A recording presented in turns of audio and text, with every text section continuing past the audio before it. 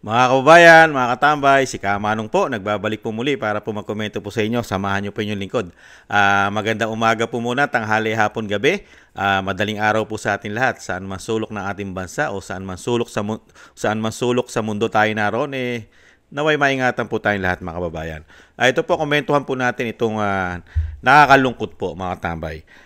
Masyado po yatang napaghahalata talaga ang COMELEC. Pagka po kaalyado ng mga Duterte ang nananalo, ay talagang binibigyan po nila ng problema, mga katambay. Talagang hindi yata pinauupo. Hindi kaya. Ngayon po, ito pong sa Maynila, alam naman po natin na natalo. Talo po ito, si Pastor Abante, mga katambay. Ito si Atras Abante. Natalo po ito Isinuka po ito ng kanyang distrito sa Maynila. Pero sa kabila nun, ang COMELEC po, dinisqualified po ang kalaban, mga katambay. Ang dahilan, ang citizenship yata, mga kababayan. Ibang klase, no? Pero, merong mga kandidato na may problema rin ng citizenship, lalo sa Amerika. Tulpo. Pero, mga tambay, naproklama. Ganyan po katindi yata ang COMELEC. At, pag-usapan din po natin ang ginawa po ng COMELEC dito po sa Duterte Youth. At, pag-usapan din po natin yung ginawa naman pong kaso sa COMELEC chairman. Pinadidisbar po siya, mga tambay. Pinadidisbar po siya. Disbar ng grupo po ni Atty. Respicio, mga tambay. Unahin po muna natin itong congressman na isinuka na ng mga taga-Maynila, mga kababayan. Pero, ang COMELEC ang nagpanalo. Ibang klase, no? Isinuka ka na, kaya ka nga hindi nanalo, natalo ka na, pero ang COMELEC, panalo ka sa COMELEC. Ganun po ba? Nagtatanong lang si Kamanong. Umpisahan po natin ang balita. Mananatili sa pwesto bilang kongresista ng Manila 6th District si Congressman Benny Abante. Yan ay matapos kanselahin ang kandidatura ng kalaban niyang si Joey Chua Uy dahil po sa issue ng citizenship. Nasa frontline na balitang yan si Mon Gualvez. Kinansela ng COMELEC 2nd Division ang kandidatura ni Luis Joey Chua Uy na tumakbong kongresista sa ika-6 na distrito ng Maynila. Mahigit isang buwan yan matapos siyang may proklamang nanalo sa posisyon. Sabi sa resolusyon, issue ng citizenship ang naging ground ng disqualification. Kahit ang isang kandidato, isang tao ay tumatakbo, nananalo, ay pwede pa rin ma-question ang kanyang citizenship. Dahil ang citizenship ay ang tawag natin dyan continuing qualification. Dahil dito, annulled ang pagkapanalo ni Uy. Ibig sabihin, ang ituturing na nanalong kongresista sa Manila 6th District ay si incumbent Representative Benny Abante. Siya ang sumunod na nakakuha ng pinakamataas na boto at siya rin naghain ng reklamo laban kay Uy. Aminado si Abante, nakapartido niya noon si Uy nung tumatakbo pa lang itong konsehal at hindi naging issue sa kanila ang pagka-Pilipino nito. Sa local election naman, hindi naman kailangan natural born ka kinakailangan lang you're a Filipino citizen. Tumanggi munang humarap sa kamera si Uy. Pero nanindigan siyang natural-born Filipino at nakatakda nilang iapelang desisyon sa COMELEC Unbank. At hanggat wala kasing final decision ng poll body, si Uy pa rin ang uupong kongresista. Nauna nang sinabi ng COMELEC na kakailanganin ng bata. Yan, mga tambay. Talagang pinagpipilitan po ni Congressman Abante, mga tambay. At ng COMELEC yata na siya ang dapat manalo. Hindi po ito si Uy na binoto ng taong bayan. Tingnan po natin kung ano po mangyayari sa mga susunod. Ibang klase, mga tambay, no? Si Abante na hindi nanalo. Pero ito, naglingkod na po ito sa bayan, sa Maynila, mga tambay. At sinasabi pang katikit niya. Unbelievable. Ito po, pakinggan naman po natin yung sinasabi po ng, ito po naman yung sinasabi na ng COMELEC po na ididisbar po. Ito naman po sagot niya, mga kabayan. Doon po sa sinampang kaso nila Atty. Respicio.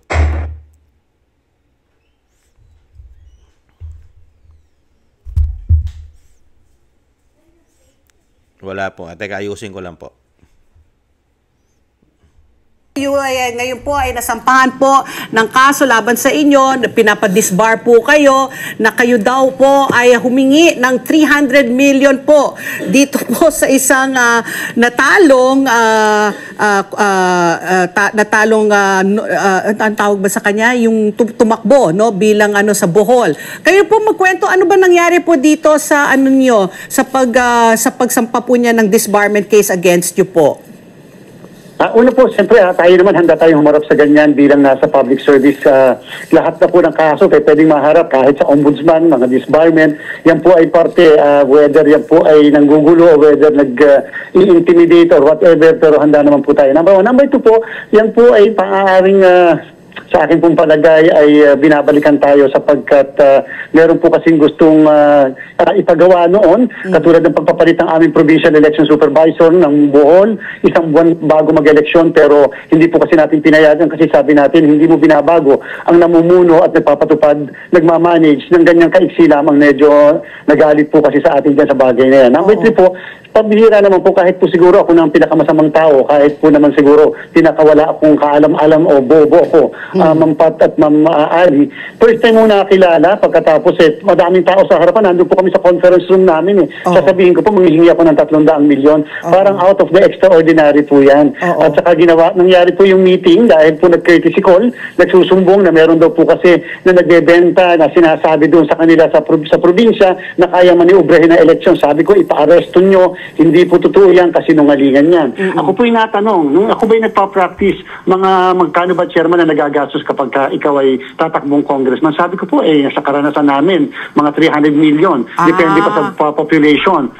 Kasi sabi ko, before the campaign, gumagastos ka na. Tapos after the start of the campaign period, may gastos ka pa. So mga more or less 300 million.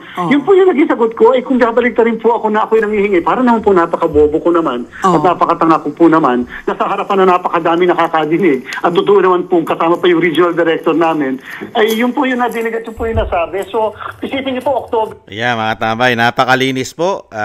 Ayon po sa kanya, ayon po kay chairman, ay siya po ay hindi po siya tangat bobo. Mga kababayan, hindi naman po siya tangat bobo para po siya ay manghingi ng 300 million. Mga kababayan, napakalinis po niya. Kaya nga po ganyan po ang nangyayari sa Comelec Nakita niyo po, yung mga nananalo, hindi na po proklama.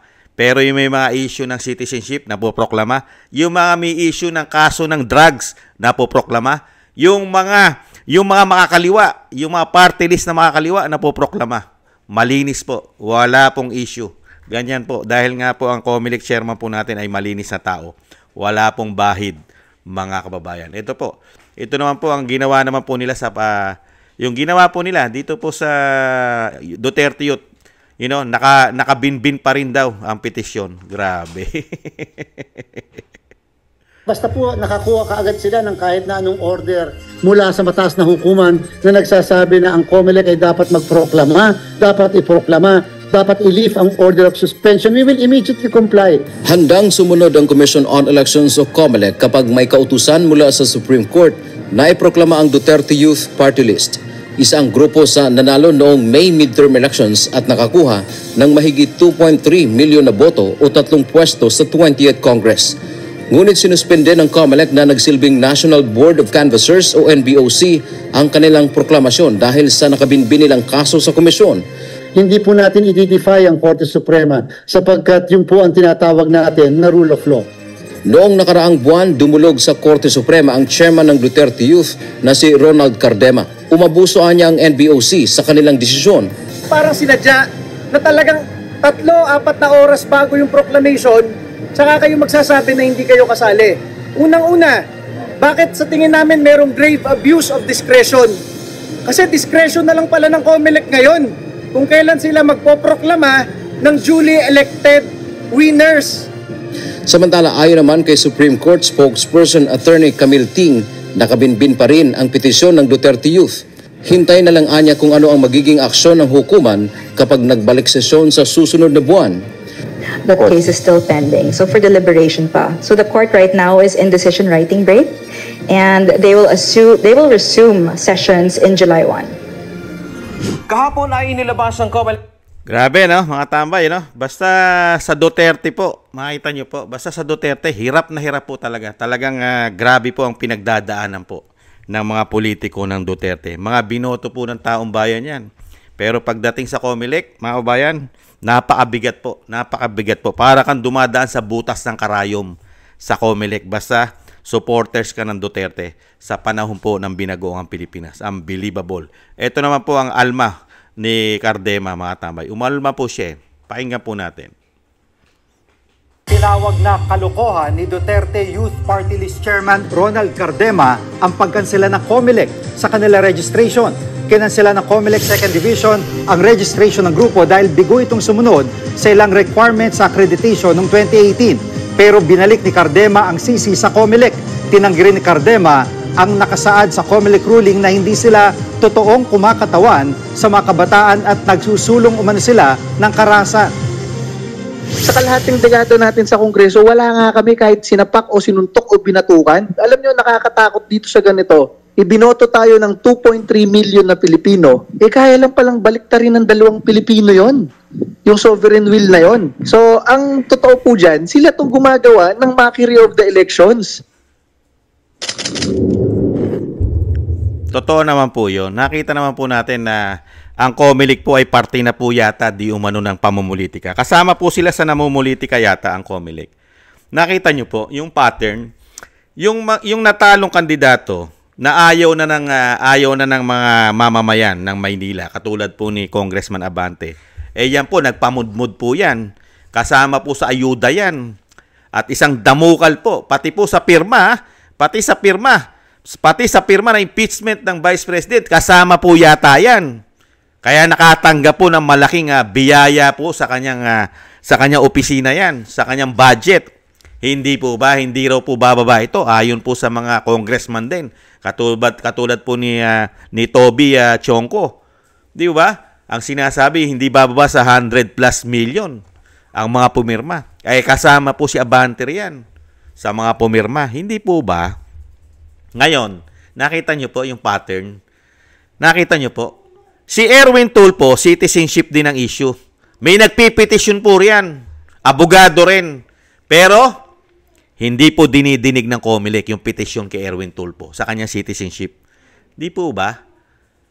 Bistadong-bistado. Sa Amerika, nameki yan. Pineki ang kanyang citizenship. At ang kanyang pangalan. Pineki rin ang kanyang pangalan. Tumakbong senador. Tumakbong congressman. Nanalo. Ngayon, nanalo senador. Walang question ang COMELEC.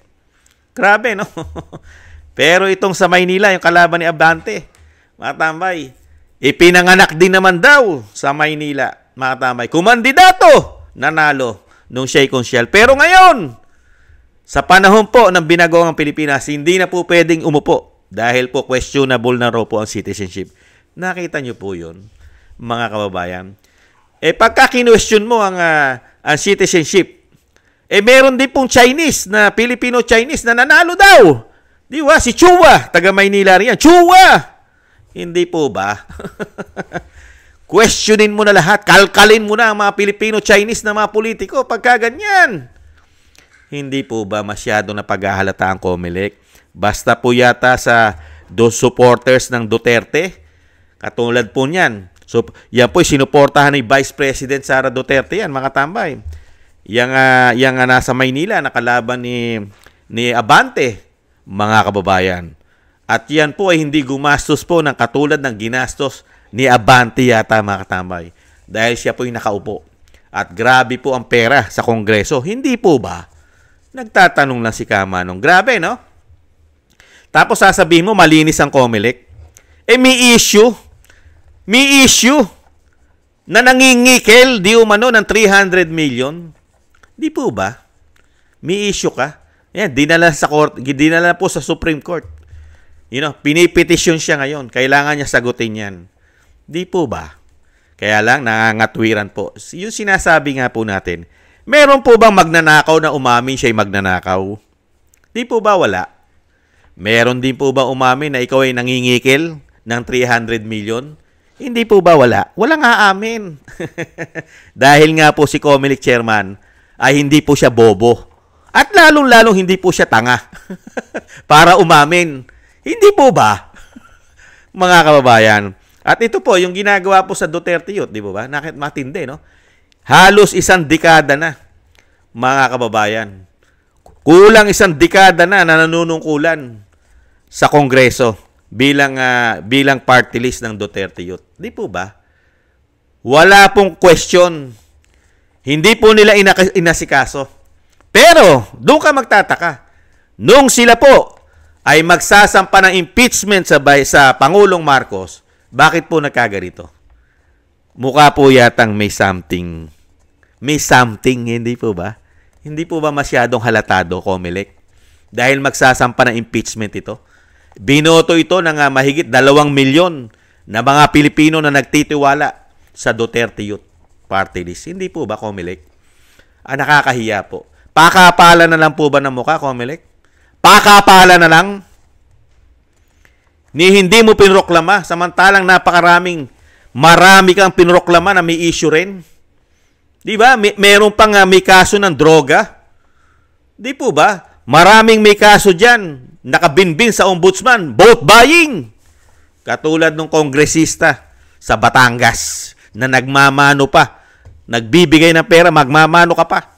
Hindi po ba? Grabe, no? Tapos puro makakaliwa. Makakaliwa! Sumusuporta sa CPP and PND. Pasok! Walang question asked ang Comelec. Lalong-lalo kay Tulfo. Issue na nga citizenship niya. Di po ba? Mga kababayan, masyado po yatang garapala na. Talagang ibang klase po. Ibang klase po. Napakabuti po at napakalinis ng konsensya. At walang ginagawa pong pamumulitika ang Comelec. Mga kababayan, ibang klase, walang dayaan. Wala! Pagka siya po ang sumagot.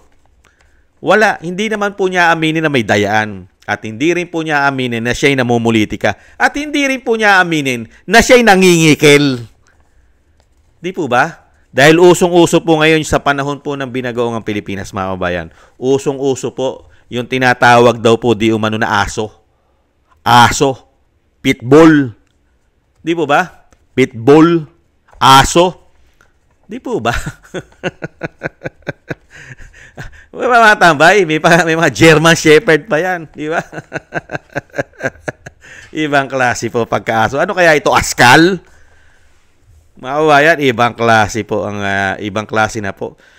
Dapat po ito masilip. Mga kabayan, silipin po ito. Lalong-lalo po kung talagang totoo po ito na si Comelec Chairman ay malinis po ang kanyang konsensya, lalong-lalo sa pera. Wala pong bahid ng korupsyon. Walang bahid ng pangingikil. Masisilip naman po yan. Dahil inumpisahan na po ni Senator Marcoleta yan. Sinilip na po ni Senator Marcoleta ang asset, ang kaperahan, ang mga bank account ng isang George Garcia, mga katambay. Sana po masama po sa agenda, sa tututukan ni Senator Marcoleta ito pong issue sa Comelec. Lalong-lalo po sa dayaan. Sana po matutukan po yan. Kasi masyado na po yata nilang niwawalang hiya ang mga Pilipino.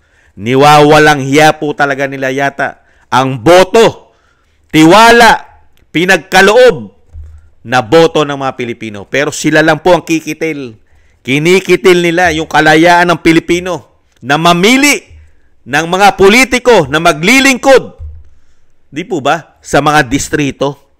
Katulad ng Maynila. Nagdesisyon ng mamamayan ng Maynila. Nagdesisyon ang majority ng botante ng Maynila na isinusuka nila si Benny Abante. Pero sa Comelec, hindi isinusuka si Benny Abante. Ginagawan yata ng paraan. Yung isinusuka na. Pero pilit pa rin nila, mga tambay, kinakain at nilulunok yata, mga kababayan. Dahil kakampi. Kakampi. Hindi kaya? Kakampi. Grabe, no? Kaya masyado pong pakapala na lang ng mukha, kababayan. Ibang klase po ang ating bansa. Ibang klase. Dapat po, wag na tayong magbotohan pagka ganyan. Wala rin po pala silbi ang ating boto. Di po ba? Pagka ganyan ang ganyan po, Comelec na lang ang bumoto. Sila na lang ang boboto. Di po ba? Mga kababayan, pagka ganyan ang labanan, kasi sila rin na nasusunod Di po ba? Hindi pala nasusunod ang majority ng mga Pilipino, lalo-lalo yung mga bumoto, majority ng botante. Pinanalo ang isang politiko dahil gusto nila maglingkod. Pero pagdating sa Comelec, sila masusunod. Ibang klase. Katulad po sa Duterte Youth. Ilang termino na pong nanalo yan at ilang termino na po na naglingkod sa ating bansa yan, ang Duterte Youth. Pero nung pumasok po ang Binagoong Pilipinas, ibang klase po. Ibang klase. Pagkakakampi nila, walang issue, walang nilalabag na batas at walang nilalabag na citizenship. Hindi po ba?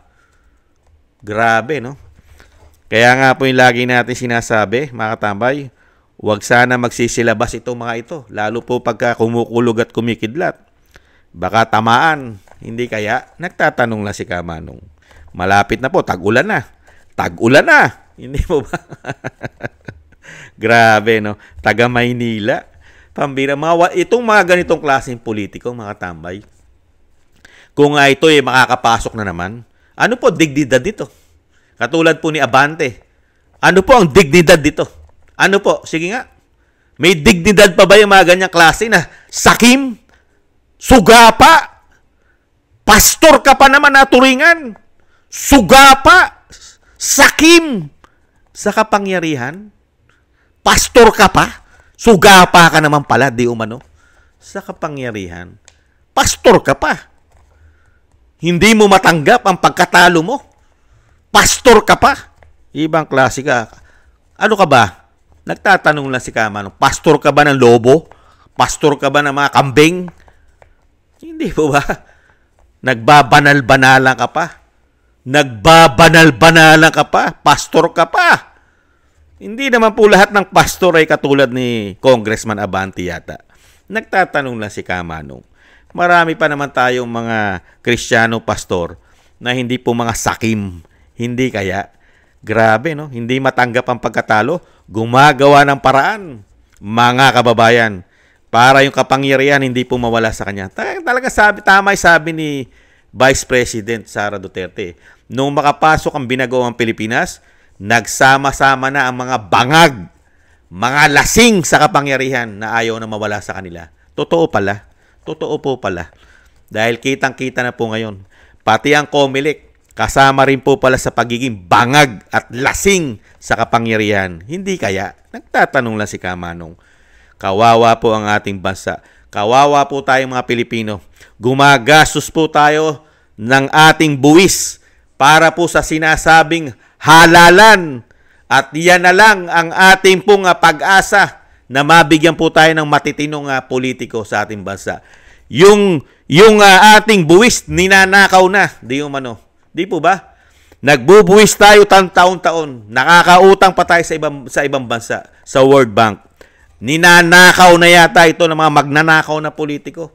Pati ba naman ang ating boto, nanakawin pa rin nila? Ano na lang kaya ang susunod pang nanakawin sa atin ng mga ito? Nagtatanong lang si Kamanong, ganyan na po ba sila kasasama? Pera, ninanakaw nila di umano. Pati ba naman boto mo? Yung gusto mo maglingkod sa'yo, nanakawin pa rin nila. Nagpakasama na yata sila, nagpakasama yata, mga kabayan. Hindi kaya? Nakakalungkot. Ano pa kaya dignidad may itong mga tao na ito? May dignidad pa ba kaya ito? Ano pa kaya mukha ang ihaharap nito, mga kabayan? Sa bagay, yung mukha naman kasi nila napakakapal na. Kaya sanay na sanay po yan. Sanay na sanay. At lagi naman natin sinasabi, pakapala na lang ng mukha. At syempre, wala naman po umamin. Kung makapal ang mukha mo, sanay na sanay ka magsinungaling, mga kabayan, never ka na mga aamin sa mga kasalanan mo. Hindi po ba? Dahil yung lagi ko po sinasabi, wala pong magnanakaw na umaamin na siya'y magnanakaw. At wala rin pong umaamin na siya'y nangingikil ng 300 million. Wala po. At wala rin po umaamin na siya po ay korap na lingkod bayan at korap na politiko. Walang aamin yan. At lalong-lalo pong walang umaamin na ikaw ay bangag at ikaw ay adik. Walang umaamin pong ganyan. Hindi po ba? At wala pong umaamin na siya ay sinungaling. Hindi po ba? Muli po mga kababayan. Ay nako. COMELEC. Sanay na sanay kayo. Sanay na sanay kayo. Sanay na sanay kayo. Pakapala na lang ng muka. Kahit kayo bistado na't napaghahalata, mukha po kayong one-sided at talagang meron kayo kasama doon sa demolition. Grabe kayo, COMELEC. Thank you po mga kababayan sa mga nagusto po ng ating Tambayang Mga Kababayan sa YouTube at TikTok. At ganun din po sa mga nagko-comment, like, share, and subscribe. At maraming salamat po sa ating mga subscribers. Maraming salamat po sa inyo. Mabuhay po kayo. Ingat po mga kababayan. At thank you rin po sa mga nagbibigay po ng tulong at biyaya sa inyong lingkod. Shoutout po Norma Garcia. Thank you po Michelle Yamaguchi Vlog. Si Rosalina RK Team 888, Wills Bubbles 5697, si Arfel Villacorta, Teodorico Erguisa Jr., si Annie Joe, ako si Pilam, Jovelyn Watanabe ng Japan, si Jem Aris ng United Arab Emirates, Julieta Celona ng Sydney, Australia, Gina Ray Soli DDS ng Berlin, Germany, Jake Yahoo 4531 ng Maisig, California, USA, Eric Hershio ng Canada, at Kingston 123 ng Hong Kong. Maraming salamat po mga kababayan sa inyo pong pinagkakalob na biyaya sa inyong likod. Ingat po kayo, lalo po sa inyong paggawa. Maraming salamat po. At syempre po, yung lagi po nating hiling, pagsama-samahan po natin na isama po natin sa ating mga panalangin at dasal na maingatan po ang pamilya Duterte, lalo po ang Vice President at ang dating Pangulong Duterte na mailayo po siya sa kapahamakan at mabigyan pa po ng mahabang buhay ang mga kababayan ang dating Pangulong Duterte at makabalik po sa lalong mabilis sa ating bansa, mga kababayan. Maraming salamat po. Sa muli po, paalam po muna. Ingat po tayo mga kababayan. Sa muli po, paalam. Bye-bye.